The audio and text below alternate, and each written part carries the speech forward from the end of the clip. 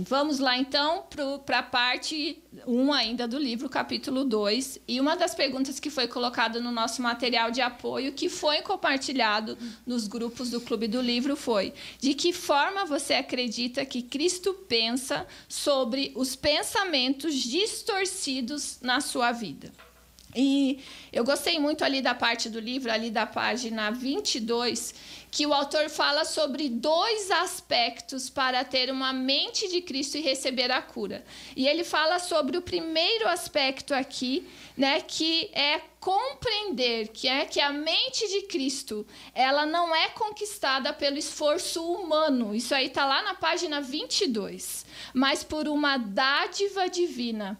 Isto é, não se trata de um privilégio daqueles que atingem um alto nível de intelectualidade. A mente de Cristo não é conquistada pela elevação humana, mas presenteada pela revelação divina. Esse é o primeiro aspecto que o autor cita. O segundo aspecto que ele fala é sobre se esvaziar, né? E uma das coisas que me chamou muito a atenção é que ele fala que Jesus, ele se esvaziou, né, de si mesmo e assumiu a forma humana. E um texto que me chamou muito a atenção, ele não está no livro, né, mas é ali o texto, né, de Efésios 4:22, já vai aparecer aí na sua tela. Eu vou até pegar aqui no meu celular para ler também, junto com você. Efésios 4:22, vai aparecer aí na sua tela já. Que fala assim: no sentido de que, quanto ao trato passado, vos despojeis do velho homem, que se corrompe segundo as concupiscências do engano. Né? Na sua tela ali iria aparecer o versículo, vai aparecer daqui a pouquinho, mas eu vou continuar lendo, até embaixo ali, ok. Eu vou continuar lendo, que não está aí na sua tela, mas se você tiver com a sua Bíblia, eu queria que você acompanhasse, eu só ouve o que eu estou falando.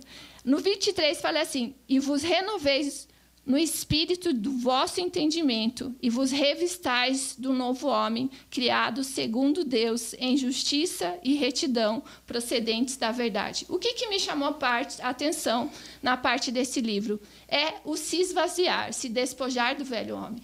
Então, toda vez que nós falamos sobre realmente ter uma mente, né, de Cristo curada, né, o primeiro aspecto, ele fala muito que isso não vem de esforço humano, é uma dádiva divina.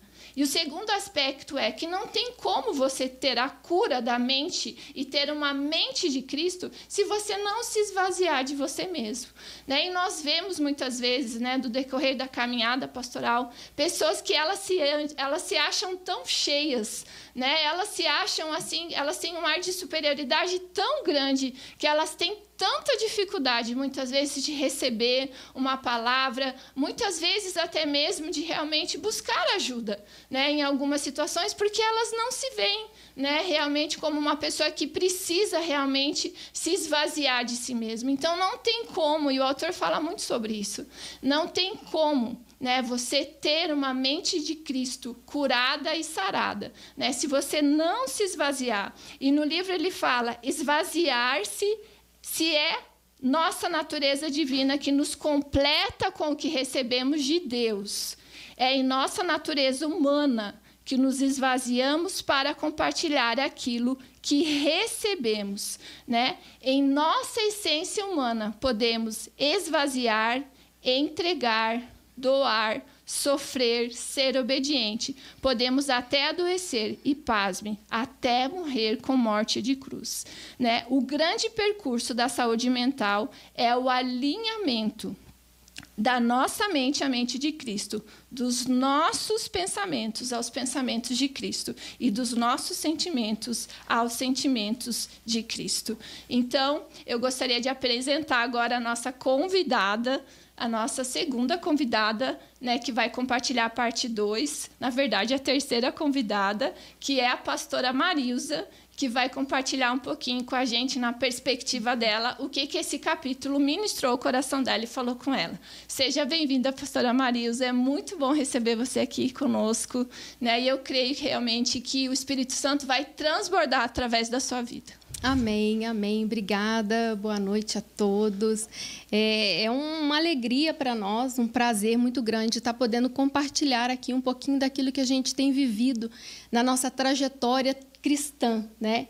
Eu sou apaixonada pela transformação humana, como a Carol falou aqui. Eu gosto dos processos, eu gosto de ver a mudança que o Senhor faz a partir do momento em que a gente deixa o Senhor trabalhar em nós, no nosso coração e na nossa mente. E logo no início da minha caminhada cristã, eu já tinha hábitos de leitura, né? Então, isso há mais de 20 anos atrás, tá? Então, sim, disfarça a questão da idade, tá? Sou bem nova. Mas, assim, a gente já desenvolvia esse hábito de leitura, a palavra de Deus, todos os dias. Mas o primeiro livro que eu li na minha vida marcou, gerou em mim as bases para essa transformação que veio depois na intimidade com Cristo, que foi Em Seus Passos, o que faria Jesus. Esse livro, ele não trabalhou em mim a performance do crente, a postura do crente. Ele gerou em mim uma condição de pensar como Deus agiria no meu lugar.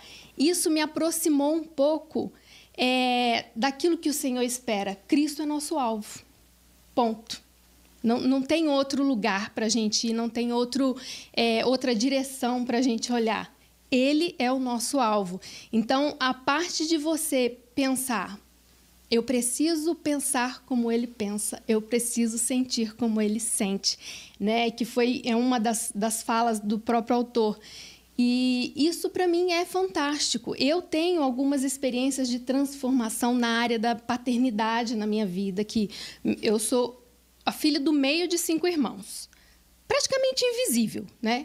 Então, isso desenvolve em nós alguns padrões de pensamentos, né? O pensamento que, ao longo da minha caminhada com Cristo, eu fui aprendendo. Você pega um pensamento, é como se fosse uma rocha que você coloca numa construção. Você pega mais um, coloca, e aqueles pensamentos vão virando essas fortalezas. Uhum. E isso daí, quando a gente se depara com essa realidade, algo precisa ser totalmente desconstruído, desfeito, para que o Senhor venha e refaça, né? Como ele mesmo disse ali, o Senhor nos formou, o pecado nos deformou, e aí Cristo entra com a transformação, né? Como a palavra, como você mesmo leu, como está escrito em Romanos, né? Mencionado ali no livro, transformai-vos pela renovação da vossa mente.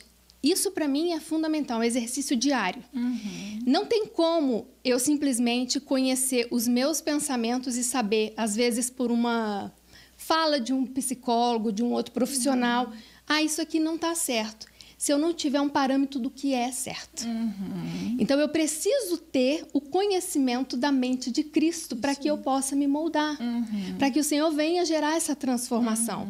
Então, assim, eu não tenho como conhecer uma parte ou outra, e é o que ele fala da questão da intelectualidade, que tudo isso cai por terra, como esse padrão, essas fortalezas, que às vezes vão se construindo, às vezes a gente se refugia na intelectualidade, não é mesmo, Carol? A gente vai em busca de livros e livros, mas se nós não tivermos a revelação da mente de Cristo, nós não temos esse parâmetro, esse olhar para onde eu vou, como eu serei. Eu sei apenas que eu não posso ser assim, né? E assim, um dos motivos de eu ter escolhido a minha faculdade, que foi a psicopedagogia, foi justamente a transformação, o reaprendizado. Como Deus nos fez capazes de ser transformado, de ser reaprender e reaprender quantas vezes for preciso, até que a gente chegue naquilo que Provérbios diz, né?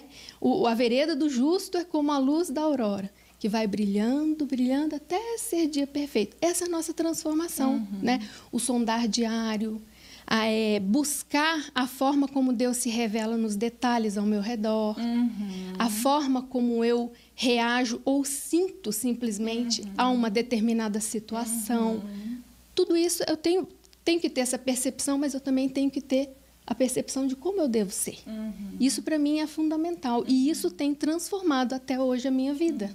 Porque não tem como a gente simplesmente chegar num padrão, a gente ter um teto de contentamento do ser cristão. Nós precisamos continuar chegando perto de Cristo. Não é mesmo? É muito lindo isso que você falou da revelação divina. Eu não sei você, Marisa, mas as minhas maiores curas, assim, foram nos momentos no secreto com o Senhor, né? Onde eu estava ali orando, né? E de repente, diante de um desafio que eu estava sendo colocada, eu orar e o Espírito Santo falar para mim, nos meus momentos de oração: eu quero que você grave o que eu digo ao seu respeito, o que eu penso ao seu respeito. Né, que eu acredito que tem muito a ver realmente com esses pensamentos distorcidos, que a grande verdade é que eles sempre vão cercar a nossa vida. Né? E se uma pessoa ela tem uma vida de oração, uma vida de renovar a sua mente com a palavra de Deus, eu acredito, Marisa, que já é praticamente a solução de muitos problemas. Né? Então, assim, eu creio, porque eu sei que você também é uma mulher de Deus e você vai concordar comigo que talvez as nossas maiores curas e algumas situações que apareceram... Por que o autor fala de despojar? Porque você mesmo falou aqui, Marisa, existem situações que vão aparecer que você vai sondar com sentimento. Mas por que eu estou tão incomodada com isso? Por que eu me senti rejeitada? Mas por que eu estou tão orgulhosa? Por que está tão difícil para mim reconhecer o meu erro? Gente, quando isso acontece, é porque Deus está querendo falar alguma coisa. Diante de algumas situações que a gente passa, Deus, ele quer falar alguma coisa, ele quer ensinar alguma coisa. Por isso que nós precisamos nos despojar. Por isso que nós precisamos ter uma vida de oração, uma vida de secreto com o Senhor. Porque é nesse lugar que o Senhor também vai curar as feridas da nossa alma. É nesse lugar que o Senhor vai curar os nossos traumas. E a gente precisa não negociar esse tempo. Né? Porque eu tenho certeza, né? Não somente a mim, mas você que está me assistindo aí, quando você se entregou mais ao seu secreto, ao seu momento de oração, certamente você se tornou uma pessoa diferente. Mas eu queria ouvir um pouquinho a Carol. Carol, compartilha conosco aí, né, em relação a esse capítulo 2, né, o que a psicologia pensa em relação a esses pensamentos distorcidos. Legal. Então, pastora, uma coisa que me chamou a atenção que você falou agora, né, dessa parte do livro, é que nós precisamos nos despojar, né? A gente precisa se esvaziar continuamente. E uma coisa que eu lembrei aqui, que a psicologia fala muito, né, é que os nossos pensamentos, eles não são verdades. A gente precisa gravar isso. Porque quando a gente entende que o que a gente pensa não é necessariamente uma verdade, e aí a gente vai começar a se, de fato, despojar e buscar quais são as verdades de Deus sobre a nossa vida. Porque muitas vezes a gente vive no automático. A gente está lá na nossa rotina, corrida, trabalho, muitas mulheres têm filhos, marido, enfim, muitas tarefas. E a gente está vivendo automaticamente, com muitos pensamentos automáticos vindo na nossa mente, a gente nem percebe que aquilo não é verdadeiro. A gente simplesmente só aceita. E daí a gente vai se enchendo de pensamentos nossos. Uhum. E a gente toma esses pensamentos como verdades. Uhum. E é aí que está o perigo, né? Porque a gente começa a dar credibilidade a pensamentos errados. Então, os pensamentos distorcidos, eles são exatamente isso. Uhum. São pensamentos ruins que a gente deu credibilidade. Uhum. Né? Então, é muito importante que a gente tenha isso assim como uma verdade mesmo na nossa vida. Os nossos pensamentos são ideias. Uhum. E a gente pode confrontar as ideias que estão distorcidas e colocar uma nova ideia no lugar. Uhum. E essa nova ideia, ela tem que vir do céu, porque senão ela não vai ser saudável para nós, né? A gente não vai ter a mente de Cristo. Uhum. E sobre o que a pastora Marilza falou, eu trouxe aqui um versículo que tem tudo a ver. Você falou sobre as fortalezas, né? E lá em 2 Coríntios 10 diz assim: porque as armas da nossa luta... Esse é o versículo 4. Porque as armas da nossa luta não são carnais, mas poderosas em Deus para destruir fortalezas. Destruímos raciocínios falaciosos e toda arrogância que se levanta contra o conhecimento de Deus. E levamos cativo todo pensamento à obediência de Cristo. Uhum. Então, esse versículo, para mim, fala sobre tudo isso. Uhum. Que esses pensamentos que a gente vai dando credibilidade, eles se tornam fortalezas. Uhum. Mas a gente tem que pegar esses pensamentos e levar eles cativos a Deus. Uhum. A gente tem que, de fato, falar: ei, esse pensamento está errado. Uhum. E levar para o Senhor e falar: Senhor, é a tua verdade que eu preciso que você coloque no lugar. Né? E E diz ali perfeitamente, nós precisamos destruir raciocínios falaciosos, que são essas distorções cognitivas. Nossa, muito legal, né? E volta naquela pergunta que você falou, né? Esses pensamentos são verdade de Deus sobre a minha vida? Se são mentiras, então precisam ser destruídos. Então, Deus, diante disso que eu estou pensando, no meu momento de oração, diante dessa situação que eu estou passando, diante de tudo isso que eu estou pensando, esses pensamentos que vêm são a verdade de Deus para a minha vida? Com certeza. Se você for por secreto com o Senhor, Ele vai falar, não, é mentira. E eu torço assim e eu oro para que você tenha realmente um download do alto, né? Onde o Espírito Santo fale com você e fala, pega agora, bonitão, no seu celular e grava o que eu penso ao seu respeito. E isso realmente vai ressignificar a sua vida. Não é mesmo? É isso aí. Uma coisa que eu sempre aconselho a gente a fazer é tenha um diário, se for preciso. Anote, pegue aquele pensamento que não é bom e coloca lá, pensamento distorcido. E anota, o pensamento distorcido que eu mais tenho lutado hoje é que eu sou incapaz. Então, todos os dias, medita naquele pensamento com o Senhor e começa a escrever a verdade sobre você. Então, coloca lá, eu não sou incapaz, porque o Senhor diz que eu sou capaz, que Ele está comigo em todos os momentos, que Ele me fortalece, enfim. Então, é isso que a gente tem que fazer, a gente tem que criar esse hábito de renovar a nossa mente. Isso é simples, na verdade, né? Não é um mistério. O Senhor não falou, não jogou um mistério para nós. Sim. É uma coisa simples. A gente precisa detectar o pensamento ruim e trocar por um pensamento saudável. Amém, amém.